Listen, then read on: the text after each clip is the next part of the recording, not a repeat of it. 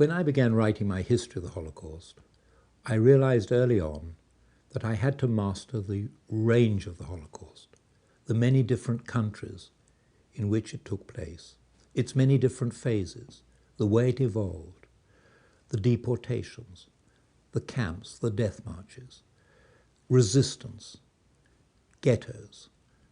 It was an enormous panorama, and I decided that I should start by trying to produce an atlas of it, to map each phase, to map for every country that fell under German rule the towns and villages in which Jews were living in peaceful times and how many were living in each, and then to show the fate of each of those towns, each of those communities, as war came, as German conquest came, and as ghettos, deportation, and destruction took place.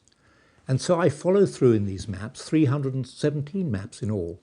I follow through the fate of each community and show the numbers who were killed month by month and day by day, large cities, small towns, villages. I try also to show wherever there was Jewish resistance, again in towns, in villages, in forests. Every aspect of the Holocaust is mapped, and each map is self-contained. Each map takes a certain area or a certain period of time. I begin with the pre-war life. I begin with Jewish life before the Holocaust. I have a map showing how many years Jews had lived in each of these countries before Hitler came to power. In some cases, 1,000 years, 1,500 years.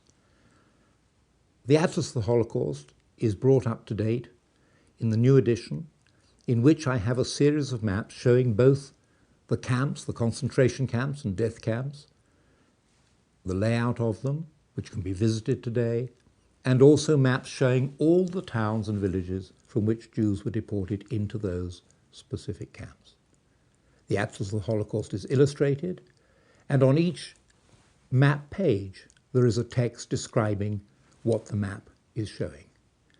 The map has a full index, so every single place, however small, is indexed in it, and a comprehensive bibliography, so anyone interested in any facet shown in the maps can follow it up. The Atlas of the Holocaust is my most difficult work to have written, and I hope in many ways one of the most instructive that I have written, because through it one can trace the detailed evolution, phase by phase, step by step, and often day by day, of one of the greatest tragedies and crimes in human history.